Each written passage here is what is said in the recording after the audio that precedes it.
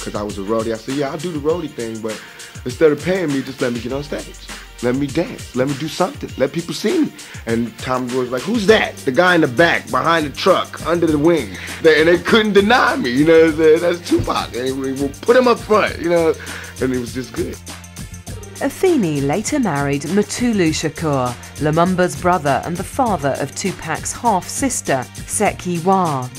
Mutulu and Tupac had briefly the closest thing in Tupac's life to a father-son relationship.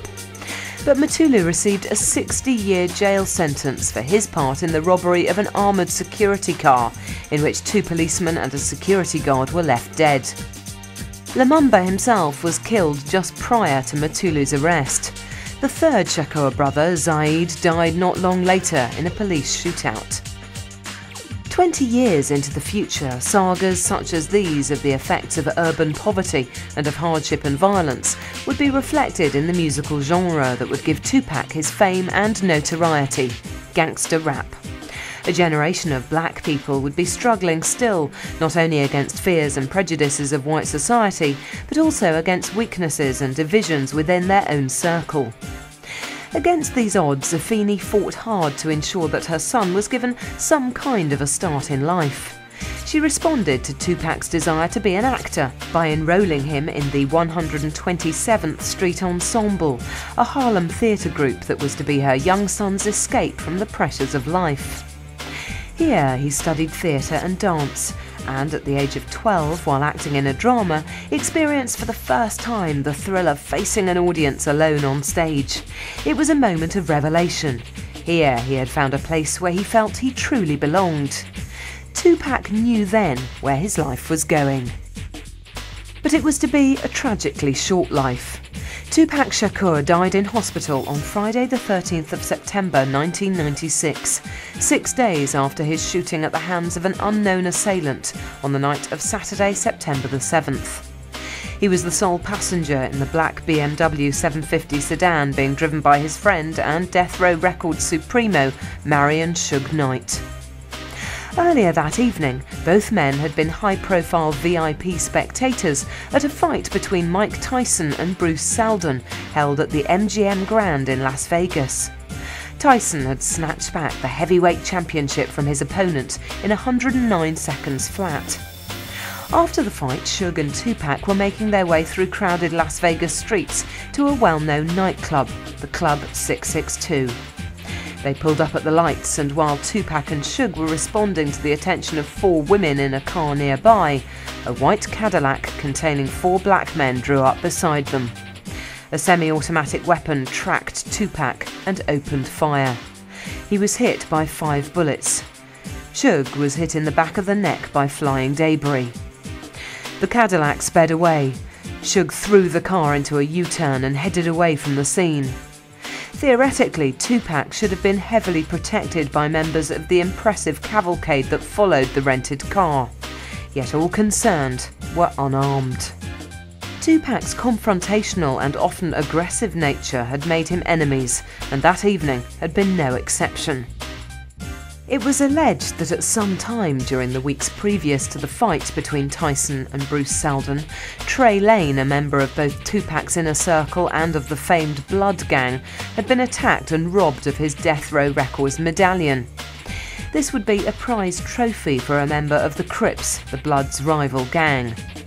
While leaving the MGM Grand, Lane had apparently spotted the Crips member who had attacked him, a man named Orlando Anderson. Tupac's entourage rushed Anderson, knocked him to the ground and began severely beating him. CCTV footage later showed both Tupac and Suge taking a prominent role. When the police arrived on the scene a short while later, the death row contingent had gone. Anderson refused to press charges. According to one version of what then followed, Orlando Anderson reported what had happened to East Coast rapper the notorious B.I.G., also known as Biggie Smalls, Tupac's former friend and then bitter rival.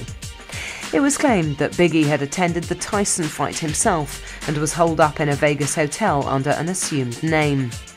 The same account alleges that it was he who ordered that Crips gang members carry out the shooting. This was partly in revenge for the humiliation he suffered when Tupac had earlier released a song in which he claimed to have had sex with Biggie's estranged wife, and partly as a fitting end to the messy feud between the two former friends.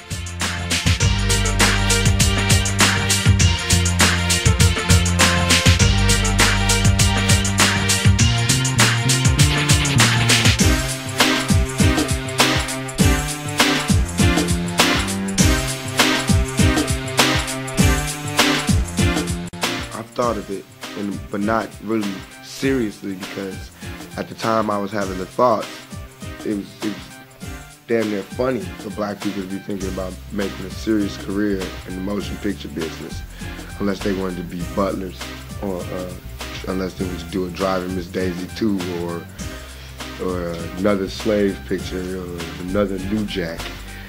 But now it's happening, you know, what can I say? What occurred that Saturday night would eventually cause deep concerns about the possible complicity between Suge Knight himself and members of the Los Angeles Police Department. These fears concerned not only Tupac's death, but also the killing 6 months later of Biggie himself.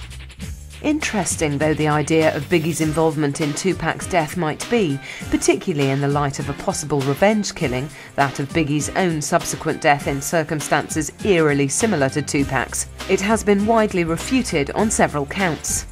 The most significant of these is the attested fact that Biggie was in New York on September the 7th, laying down tracks in a recording studio. Add to this the fact that his considerable physical presence and his instinct for publicity would have made him highly conspicuous at the fight that night, and the theory begins to unravel. If Biggie had been at the fight, it would have been little short of headline news. The investigation of Tupac's shooting began as soon as access could be gained to the crime scene. Police officers involved recount various versions of what happened and of events that unfolded in the aftermath.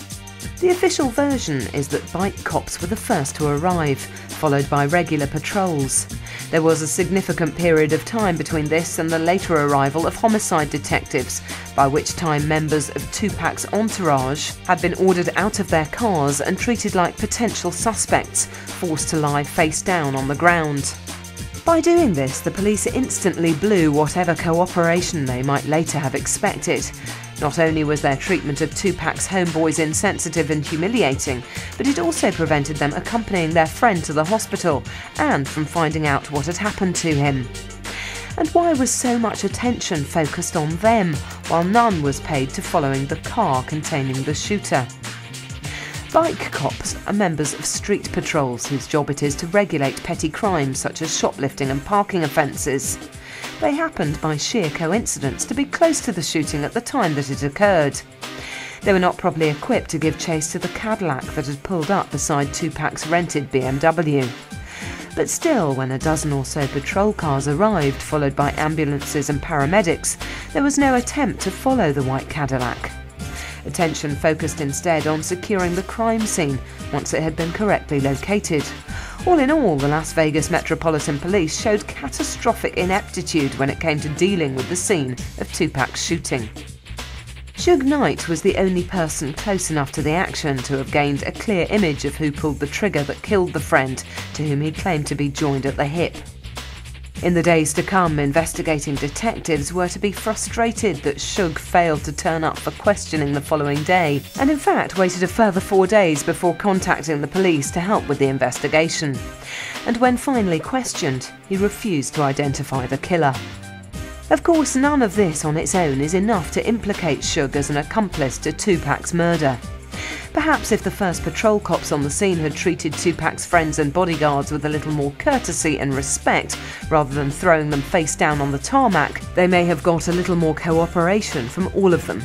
Cops and rappers do not exactly enjoy the most cordial of relationships at the best of times.